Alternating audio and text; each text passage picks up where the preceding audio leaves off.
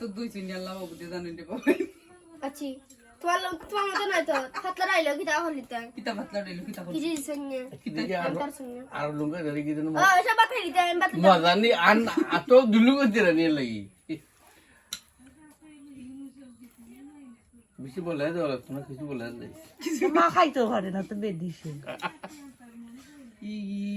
ইগুন খাইয়া তো মুখ বড় লাগছে না তোরে কইছে বা তোমা খাইতে পারে না